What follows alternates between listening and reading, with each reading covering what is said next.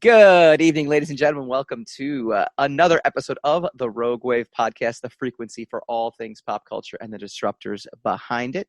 We talk comics, movies, TV, and pop culture every Wednesday night, 8 p.m. Eastern. You can find us on the roguewavepodcast.com, facebook.com/roguewavepodcast, twitch.tv/roguewavepodcast, and available on all major podcasting apps immediately after this live stream. That includes Apple Podcasts, Spreaker, Spotify, Google, Anchor, you name it. We are out there tonight. MCU Phase 4 delayed, March movie madness, DC Films final round, and Marvel Comics postpones new issues. I am your host, Michael Dolce, as always joined by my cohort in crime, Mr. Hassan Godwin, Lord of the Radio. How you doing, sir? Day 105 of being in this place. Yeah. I did something I haven't done in a good 20 years. I gave myself a haircut. It's very exciting. I haven't done that. You cut your own hair? I have not done that since college. I have not cut my hair, hence the hat.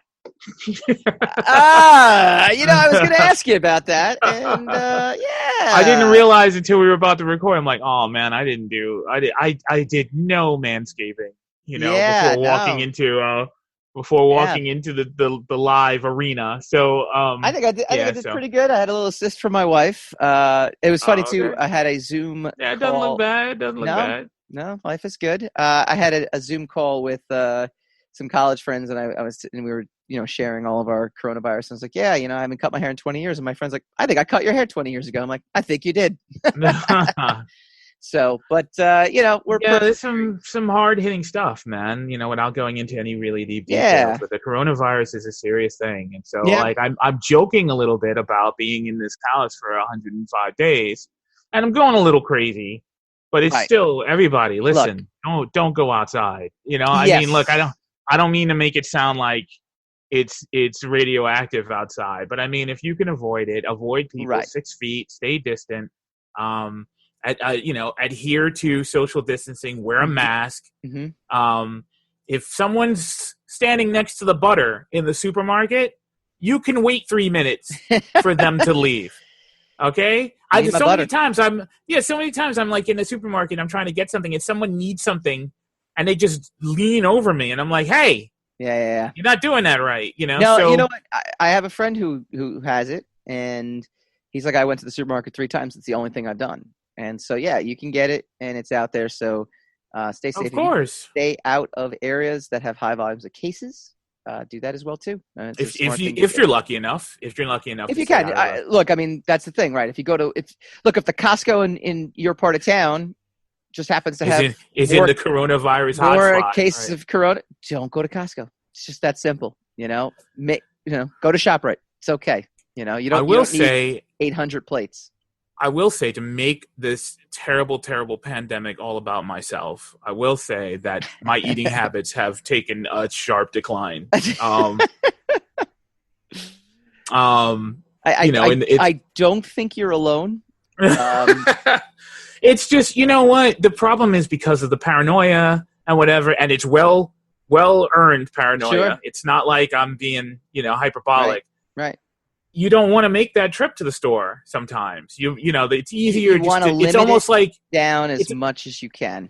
Yeah, it's almost like making a stealth run to the corner store. It's like I can get what I need from the corner store. Mm-hmm. A corner store will be able to sustain you a little bit. They've got the dry foods and the certain other things that you could probably you can make at least a couple of decent meals out of.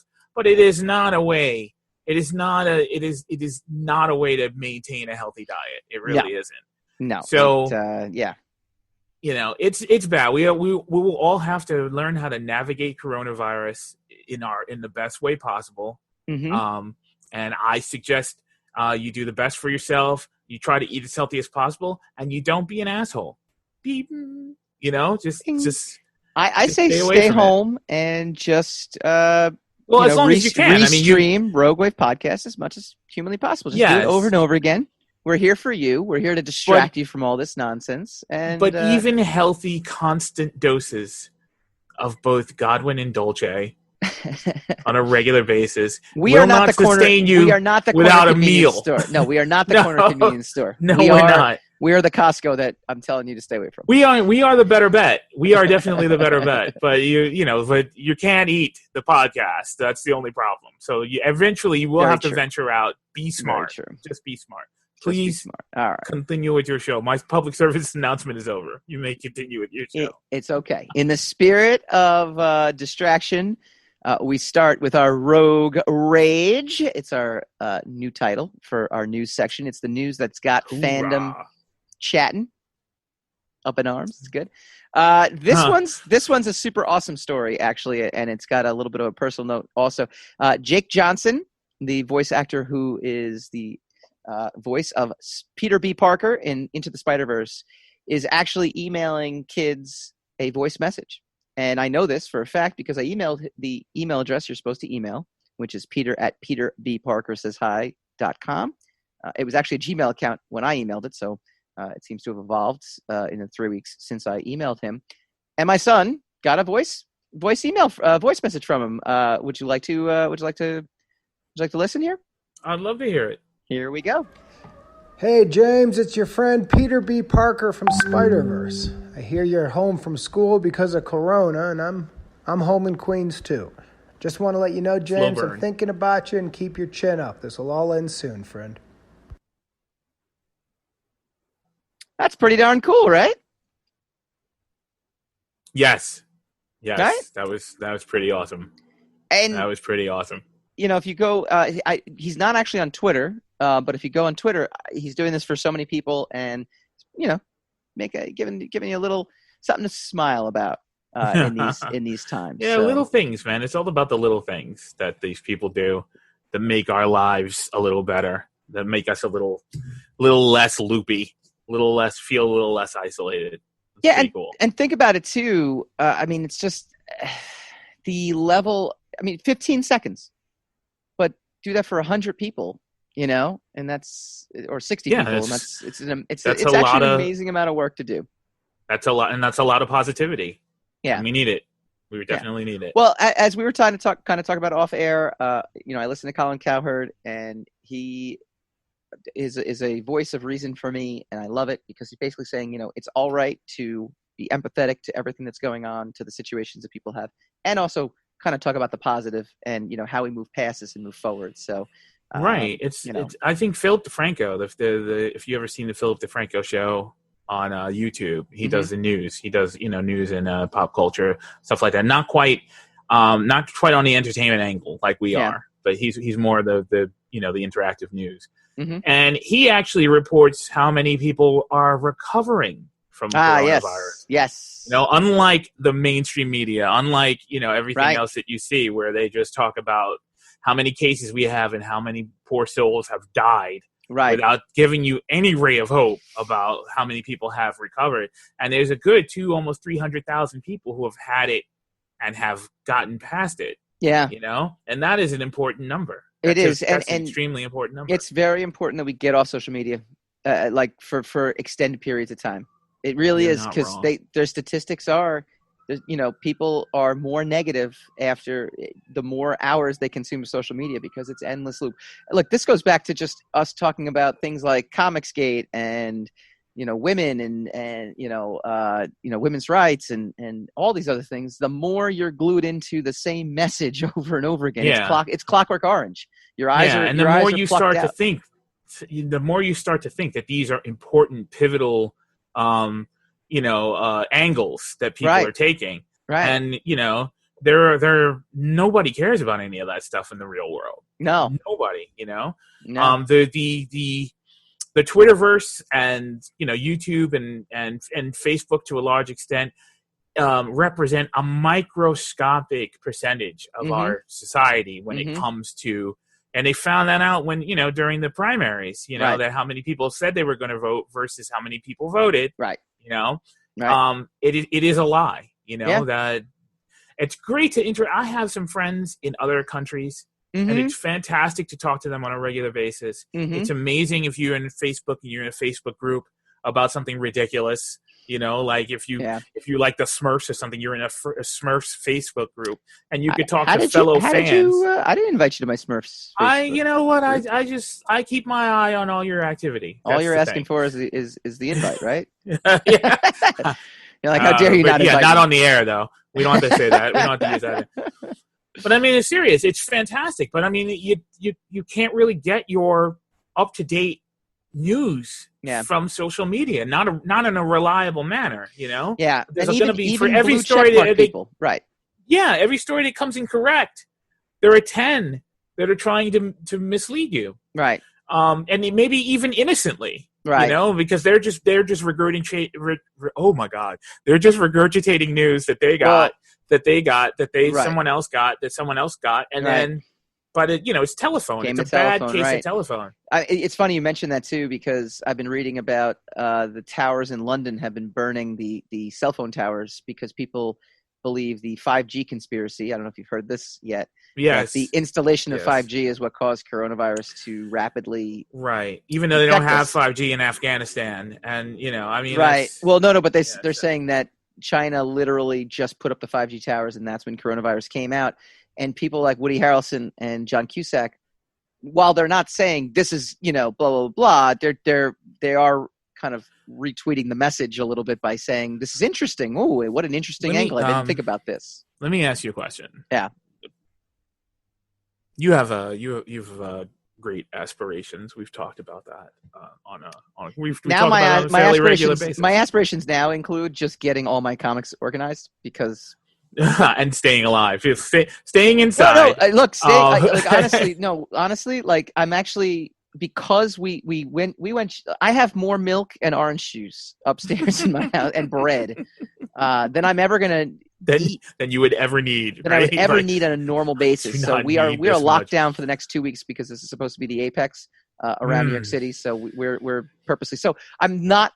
I've kind of come down. I had my hysteria cloud lifted from this past weekend, where I was like, oh my God, we gotta, I definitely had the moment of, we're all gonna die. We gotta to now, like, we're not, because we're not going anywhere. Right, but don't. Well, I don't over or underplay anything. So just to slide back into, you have aspirations as a, you want great things to happen. You want to be an important fortune person. And glory. Fortune and glory. An important. Knowing what you know now, should that happen, probably will, but should that happen, are you ever going to freaking tweet anything ever?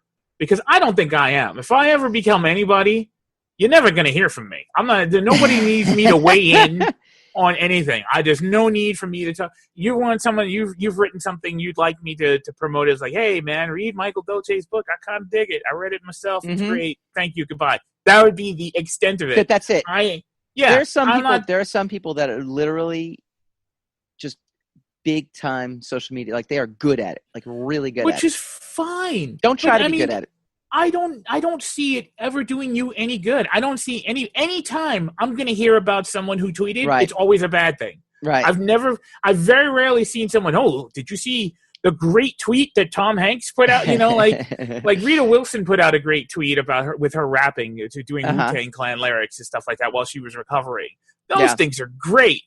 But man, I just do not see I don't see the value of it. Yeah. I think studios the gains are more that you can make. Yeah, I think studios are kind of realizing this a little more. They still value following and being an influencer. It's important that those metrics are important. They are, but yeah, I don't disagree with you in any way, shape, or form. All right.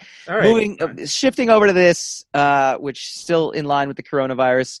Marvel Phase 4, along with a whole bunch of other movies, including Top Gun Maverick, have new dates, have been pushed. Black Widow was originally postponed, and now it is going to take over the slot that once belonged to Eternals on November 6th. Eternals now shifts to February 12th, 21. That was supposed to be Shang-Chi. Shang-Chi will now move to May 7th. Doctor Strange 2, which was May 7th, will now be November 5th. This is all 2020, though. No. Black Widow. Black Widow will be November 6th, 2020. That is the first new what did I just say? Marvel film in 2020. Oh, okay. So then everything else is 2021. You're talking correct. So Eternals now goes to February 2021. which was supposed to be Shang-Chi. Shang-Chi moves to May 2021, which is supposed to be Doctor Strange 2. Okay, but we weren't getting any of those until 2021 anyway. So we weren't, but everything is now. We were supposed to get Black Widow in May, Eternals in November. Now we're just getting Black Widow. Eternals is next year. Basically everything. The only things that are unchanged right now is Black Panther 2 is still set for May 8th, 2022, which will be exciting for us.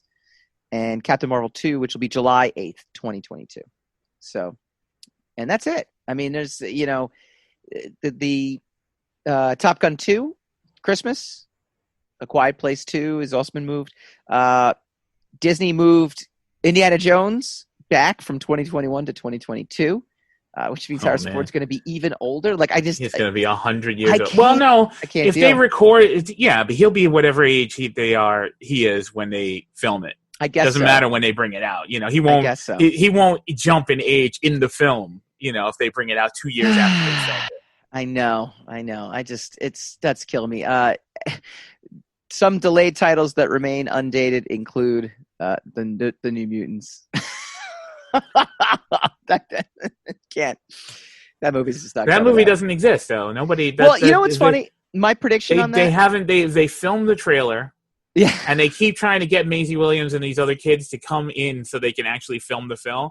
Right. And the kids, they're like, okay, we're done with this because we don't think it's going to go anywhere. So now they're stuck with the lie. So they have to keep lying that the movie is delayed, and they keep pretending to push it back. But honestly, they've never filmed it. It's not real. My prediction is as soon as we, and again, you can be empathetic to what's going on and also talk about restarting the economy and moving forward. As soon as we move forward, I think you're going to see New Mutants come out this year. I actually do. Because they moved Black Widow to November, there is a gap. And they have basically, look, this is a finished film. They have a finished film waiting to go. You're gonna see New Mutants when they understand when what's safe and what's not. Mulan, they moved to July, so they're anticipating, according to what I'm reading from different doctors and scientists, mid to late May, everything is supposed to go back to normal, which is kind of in line of what we were kind of talking about. The over-under that we kind of said was May 1st, but now it's maybe mid-May. The apex is coming. The rest of they think the next 2 weeks is going to be the apex of cases. So there is a significant gap from Mulan in July to Black Widow in November. I think you could slot a September New Mutants in. You could slot it, close to, kind of late September, mid-September. I think we're going to see it. I think we're going to see it. At this point, it's just it exists in my universe as a mere curiosity. It really is. It really is just like, really? That exists? That's interesting. I know. But I am not super excited to see it because they beat it, they browbeat it and battered it around so much that, and then, there's people who said it was terrible, and now people are saying, you know what, it's actually great. Now it went so far around the spectrum that people are actually like going to probably call it a great movie when it finally comes out. There's a great meme that Craig Caruso sent to me where it had a picture of a whole bunch of elderly people leaving like a rest home, and it said the cast of New Mutants for the premiere. That's a good one. Okay. I think so too. That works. We are bringing joy and levity and distraction. When we come back, we're going to do even more. We're going to finish off our 4th annual March Movie Madness DC Films edition. We've got a final 4 consisting of Superman, Wonder Woman, Batman, and The Dark Knight.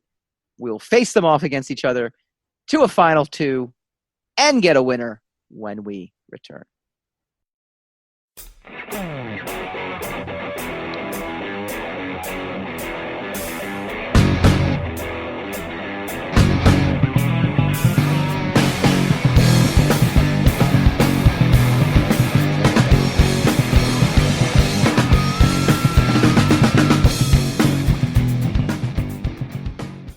Welcome back to the Rogue Wave podcast.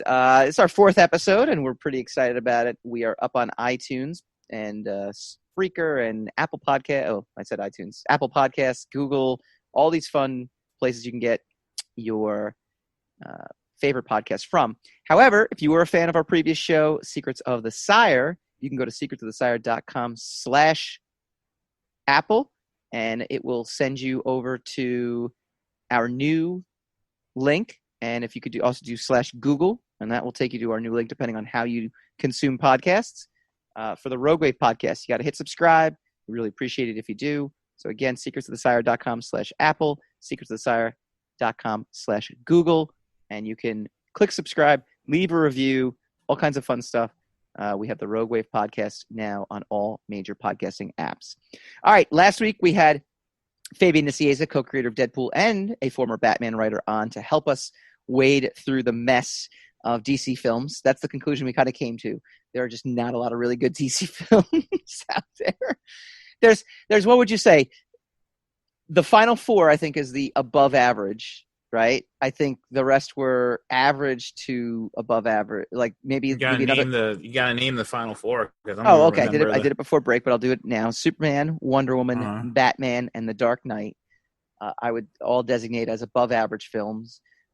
Superman as in the Man of Steel? No, Superman 1. You mean Superman the motion picture? From the motion picture from 1970. Batman from 1989. Correct. Right? Yep. And Wonder Woman from 2017, I think. Yep. Mm-hmm. And The Dark Knight. And what was the other one? 2008. Dark Knight. No.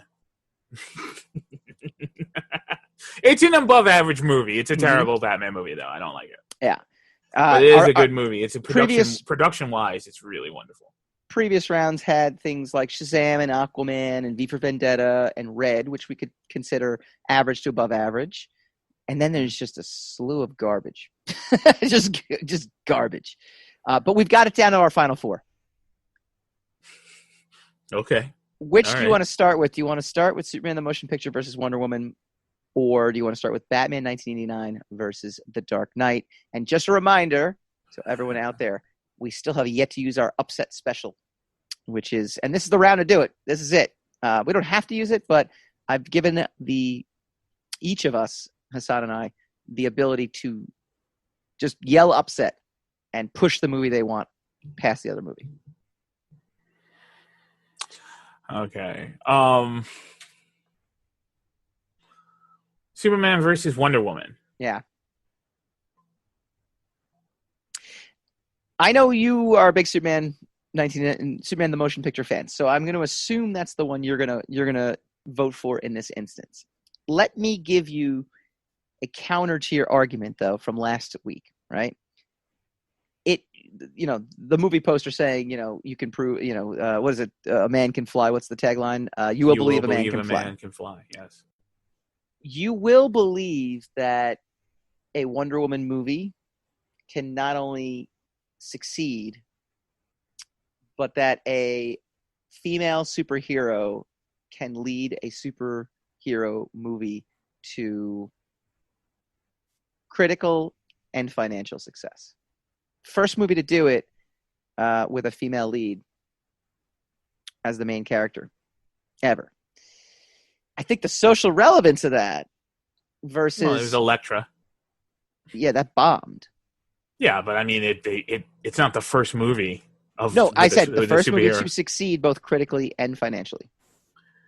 That has a female lead. Critical and financial acumen is such a terrible gauge of anything. Mm-hmm. But yeah, okay, I'll give you that. I'm using that criteria to say it was the first time you had a female superhero. Okay. And you're bringing this up. Why? You're suggesting this. Why? Because you're suggesting that might trump. It's opening the doors. Yes, as Superman the Motion Picture opened the doors for the superhero movie genre,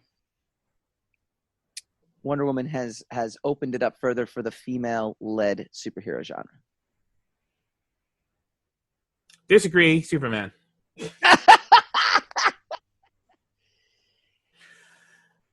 Wonder Woman. Wonder Woman is a cultural touchstone. It's a It is also a wonderful film. It has the virtue of being a great film on top of it being a cultural milestone for the genre. Mm-hmm. But it is that does not, in my book, and we're just talking about my book.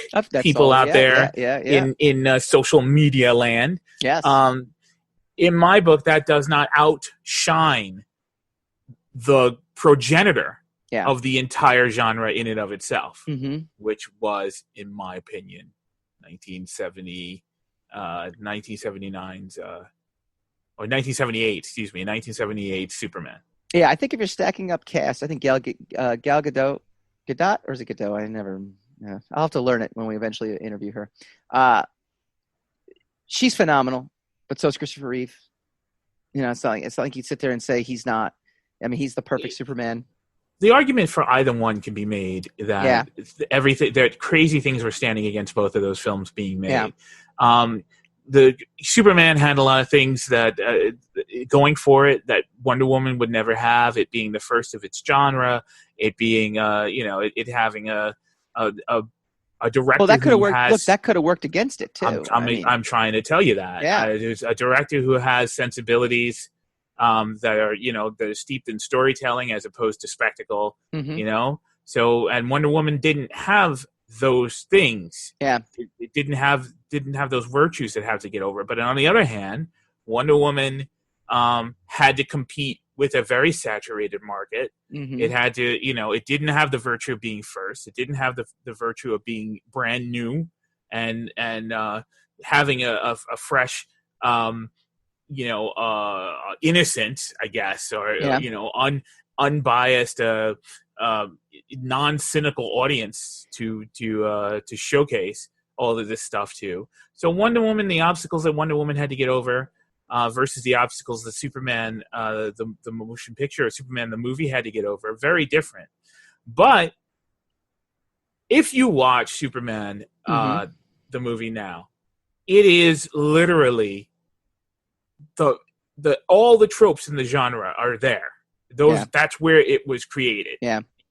I would argue, though, from a directorial standpoint, though, I think Patty Jenkins shoots the hell out of that movie. I liken that with Black Panther in terms of just visual storytelling. I think visually it's a wonderful stunning movie. Stunning. It's an movie. unfair comparison for the two of them, but but you can look at Superman 1 and look. I'm not talking about beautifully shot in terms of like the special effects are beautifully shot. I mean, I think it's just a beautifully shot movie. I think Superman 1 is also a beautifully shot movie. I think they're on par. Obviously, there's limitations to the CGI that was done. There was no CGI. There was no CGI back then. But I would say, I would say directorially speaking, that's a high bar for all three films, including Black Panther, which is not part of our tournament because it's Marvel, obviously. But you got to look at it this way: if there was no Superman the movie, there would have been no Wonder Woman the movie. So I know again, that's a tough. Yes, that again trumps it. Well, okay, no. If Superman 1 was not as critically and financially successful, that takes everything into account. With my statement, if there was no Superman movie, which does mean if it wasn't a success. Okay. Which does mean if it wasn't a success, if it wasn't. No, you didn't say that. You said if there wasn't a Superman, there'd be no Wonder Woman. No, there had to be a Superman, and it had to be good, and it was. It goes without saying because we're not talking about the various other movies that came out and weren't a success. So we're obviously talking about Superman because it was a success. It being a success is a foregone conclusion in the analysis. So there was no need for that. We're on social media. Unless you're slow. You gotta dumb it down. Yeah, well, yeah. I mean, you gotta be more clear. Yeah. Oh, yes. We respect our audience. No, we don't. Not even a little bit. I gotta be honest with you. I kind of lean Wonder Woman a little bit. Oh, what a surprise! I do actually. I don't know. It's a tough one. It's a tough one. I kind of lean Wonder Woman a little bit. You are very much strong in your convictions. I'm gonna yell upset card. Wonder Woman advancing. Boom. I did it. There you go. Take that, Fabian, sitting at home, listening to our podcast. I use my upset card. Can't use it the rest of the time now. See? That's it. It's done. We're going to push Wonder Woman to the forefront. Batman 1989 versus Dark Knight. I think the majority of fandom would say Dark Knight, correct? Who cares? Oh, yeah, you're just pissed because your movie's out. I'm not pissed. I'm honestly not pissed. Who cares with the majority of fandom? Oh, okay. You know for a fact which one I'm going to choose. So just I can't use my upset. I can't use my upset. Do your little minstrel song and dance, and This one's a great look. This is a great matchup too, though, right? Because we had Dark Knight versus the Joker with Heath Ledger's versus Joaquin Phoenix. Now you have Jack Nicholson's Joker taking on Heath Ledger's Joker as well. I think Fabian outlined the issues with Batman, although he does liken it to a Tim Burton bias versus an actual bias against the movie in terms of the action scenes and things like that. But I don't know. Christopher Nolan, The Dark Knight really did elevate it to a status that it's tough. That's a tough one. That's a tough one to beat, to be honest with you. I think I agree with you in terms of a Batman movie, not great, but in terms of a movie, I don't know. I mean, I guess it's where how do you judge it, right? How would you judge it? If you just forget Batman, which movie is better in your mind?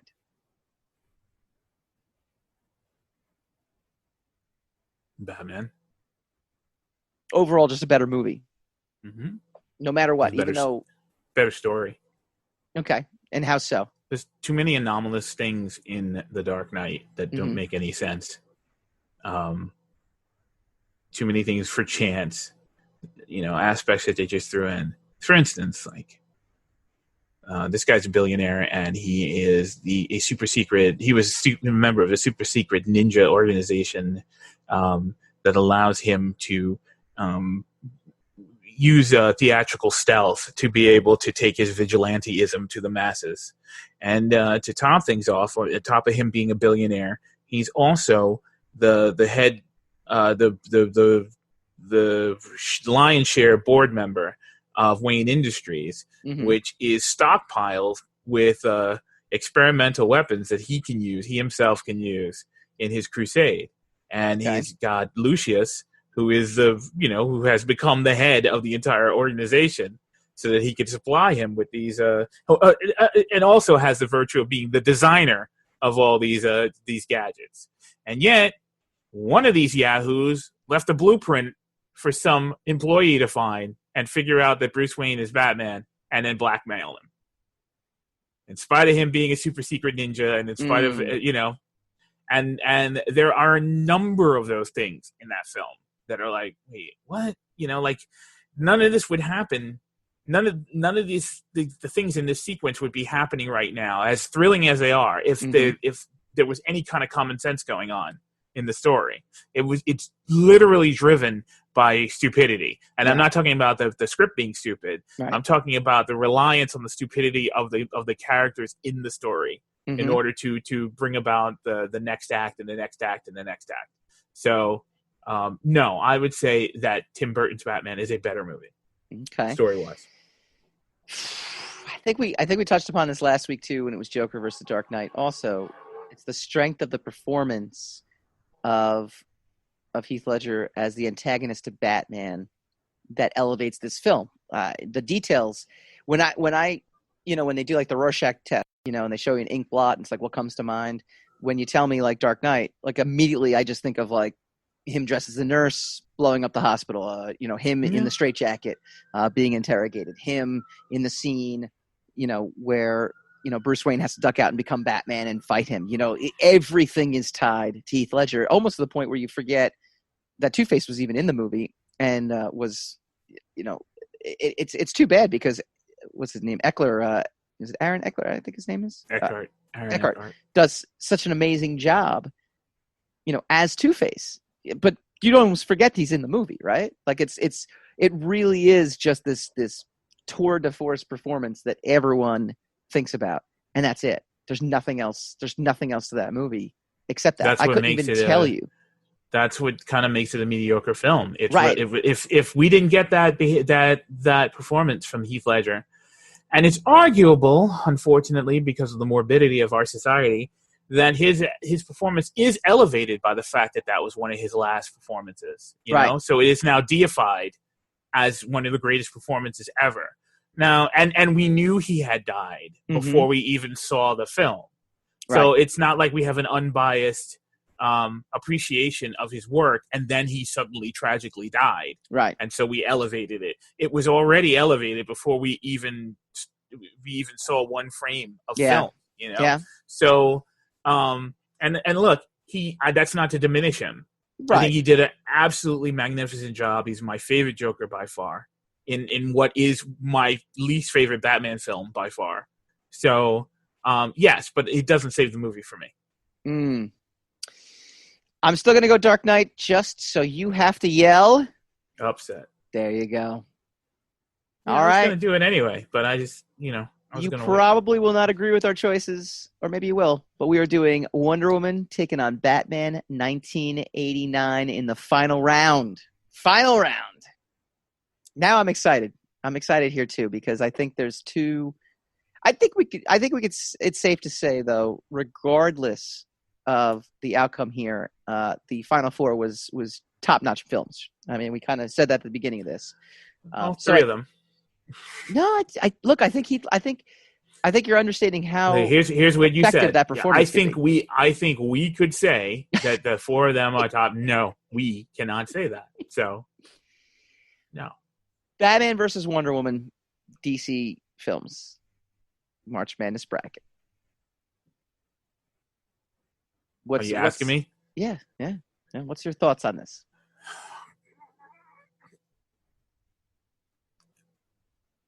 I still say Batman.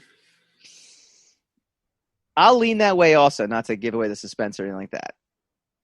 Only because now getting back into it. Batman in terms of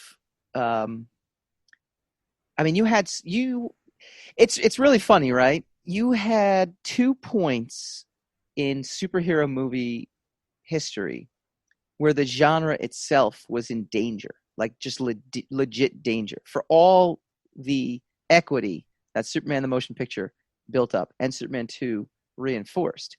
You then had Superman 3 and you had Superman 4 Quest of Peace, and all of a sudden it was like, well, can this they always bring it down. Can this really survive? And X-Men kind of for every Dark Knight you get a Dark Knight Rises, Well, look, Dark Knight Rises, no, I wouldn't even call that. I would say you have for every Batman 1989, you have and I won't say Batman Forever because I enjoyed it, but you have Batman and Robin, which completely sink the genre altogether. It's in the same category. It's for every one of those. Yeah, For every X-Men First Class, you get an X-Men United. Apocalypse, or whatever the heck it was. No, Apocalypse X2 was good, dude. You hate X2. No, but look, you can't say it. You can't say it threatened the genre. X2 United is not X2 X-Men United. I didn't say that. What is you? I'm what saying did I what's say? But I said they always bring it down. They always, whatever pinnacles, whatever heights, the debut episode or debut product achieves, the next few, there's always diminishing returns. Yeah. I can't sit there and say unless you're Star Wars, where they all make $1 billion. Yeah, right. I can't sit there and say, unless you're Solo, I can't sit there and say that Wonder Woman as a character holds any less weight or gravitas in terms of the social masses that Batman does. I don't know if you could say they're equal. I don't know. I think there are just as many Batman fans. And look, this is just conjecture on my part. I have no statistics to back this up. I think that you have just as many Batman fans, if not more, than Wonder Woman fans up until about a few years ago. I think Wonder Woman, because of this movie, it elevated the character to a point where she's now in the conversation again. Even though she was always part of the big three, seeing Batman on screen for the first time, though, in 1989, I think, just deeply affected people. It didn't matter what gender you were. I think Wonder Woman deeply affected the female gender, and that's a huge accomplishment. The female gender. Okay. Is that not right? Yeah. Did I say something incorrect? It affected the female gender. Well, no. It affected it. It was a. it was a win for that. I guess in that sense, I'm trying to applaud it. I'm trying to applaud it. I'm not even being cynical. I don't have the elevation to see things from that level, right? Yeah. I can acknowledge it must have, right, because of how deprived the genre has been of something to that magnitude, right? So, but as a man, I am not qualified, to be quite honest.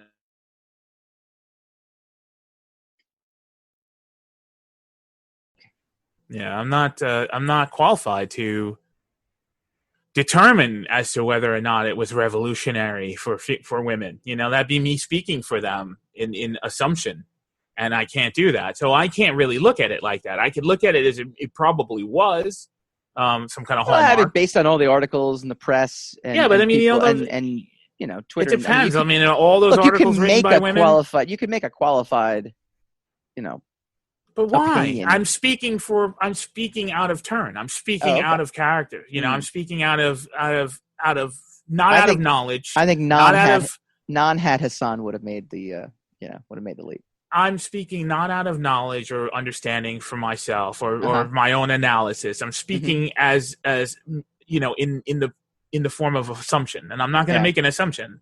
Okay. I think it did do some really great things for the genre. But I can't analyze it to that extent. Yeah. I can't say, okay, well, this is obviously, You know what the funny thing is? All of this talk is just kind of talking around the fact that the third act of Wonder Woman just isn't very good, right? It's not even talking around it. No, I just think I'm trying to bolster it up to a point where just the third act does not fall apart, but it still does no matter what. I don't think the third act falls apart. She's got to fight a god. She fights a god. Yeah, I know, but it just didn't. Whereas I thought Batman flew around the sun. Superman flew around the earth. All the last acts are not great. But I think Batman 1989, the last act, is actually really great. That is it, yeah, but that's the exception, not the rule. But that's my point. We're putting them against each other. I think I got to agree. I think that wasn't my point of comparison. No, but sure. If that's you, that's fine. It's a way to bring it all together. All right, we have our winner. Tim Burton, 1989 Batman. Let us know what you think. Comment in the comment feeds. We check that feed all the time, so even if you miss it live, you can check it throughout the week. If you're listening to us on a podcast, you can shout at your headphones and or your computer, and we will not answer back. But you can go to the Facebook page and give us your take as well too. When we come back, we go spinning the racks.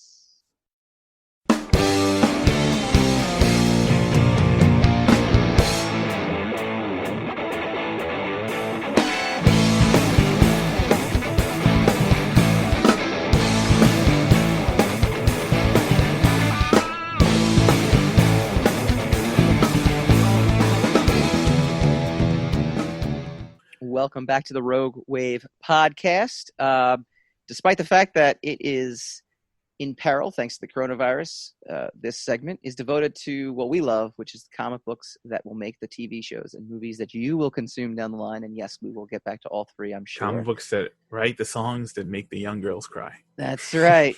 I write the songs. I write the songs. Ooh, I'm going to record that and make that the intro. We call this segment Spinning the Racks.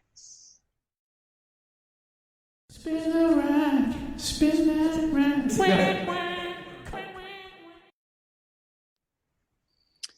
Marvel Comics pauses work on a third of its comic output. A friend of the show, Chris Aaron from Newsarama, reporting the industry's largest publisher is cutting back in light of the coronavirus pandemic. Marvel Entertainment is immediately pausing work on and the release of approximately one-third of its May and June comic book issues, a spokesman confirmed.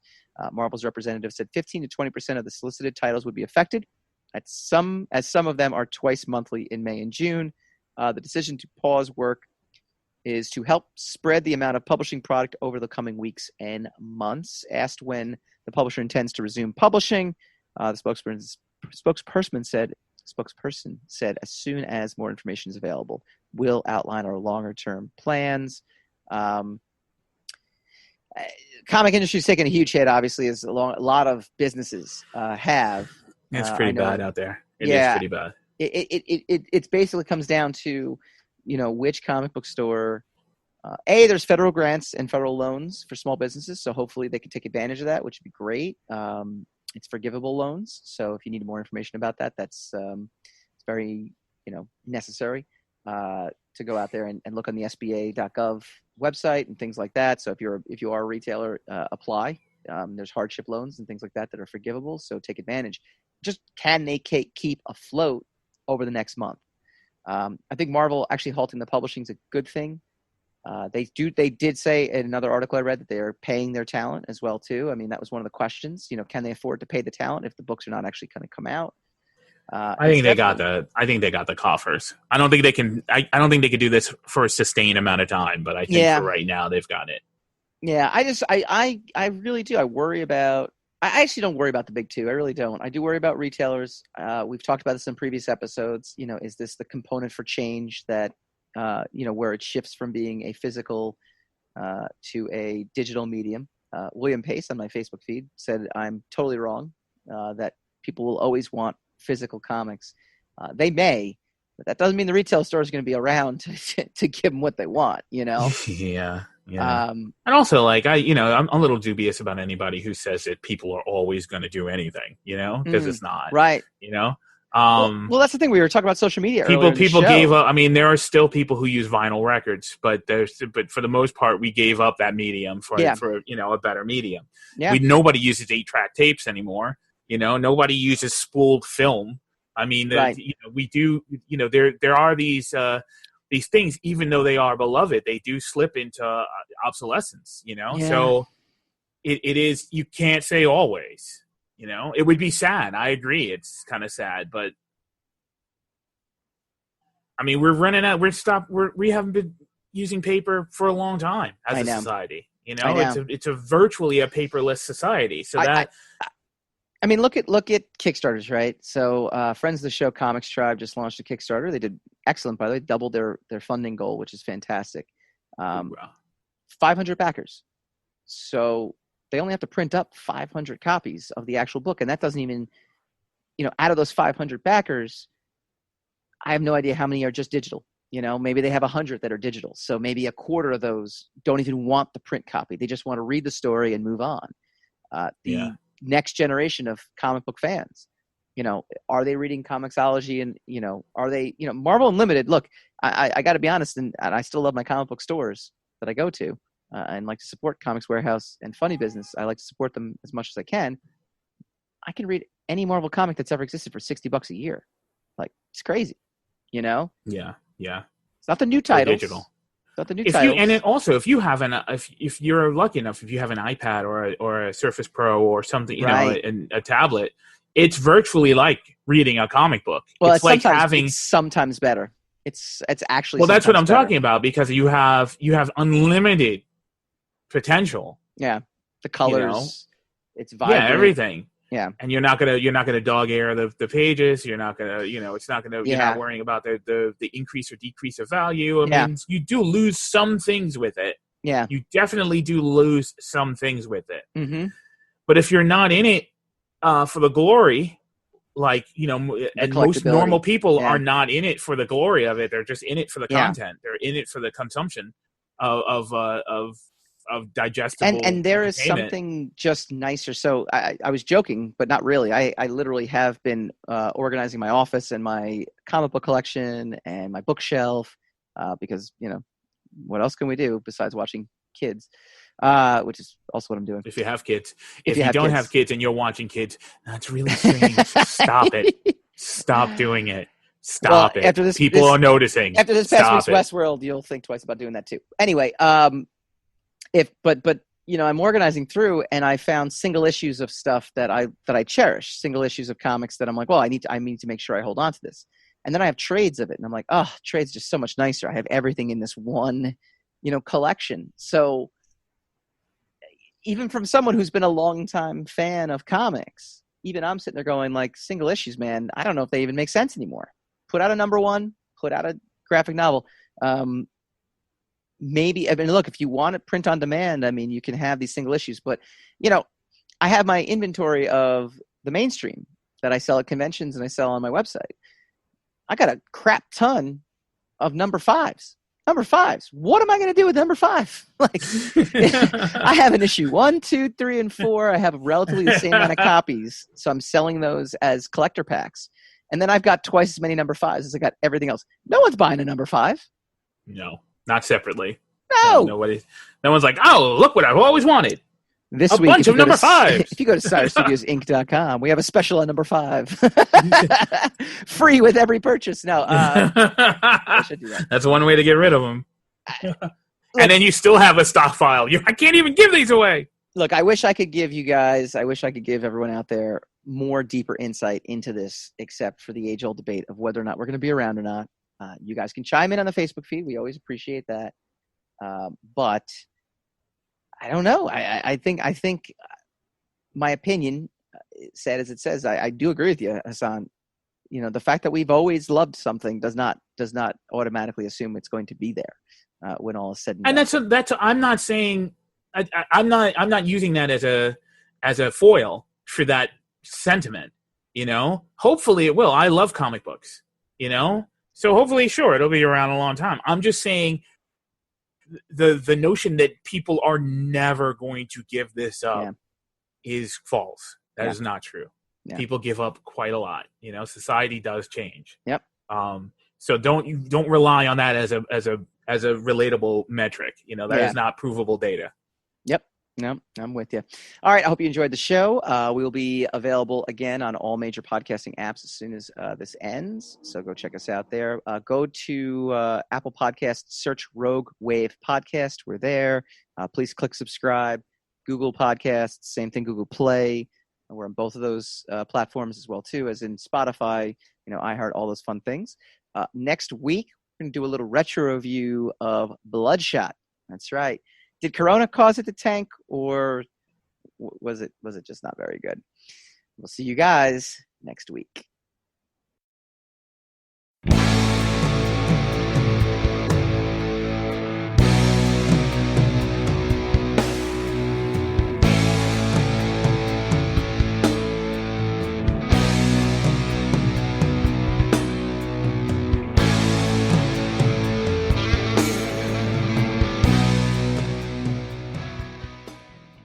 Rogue Wave.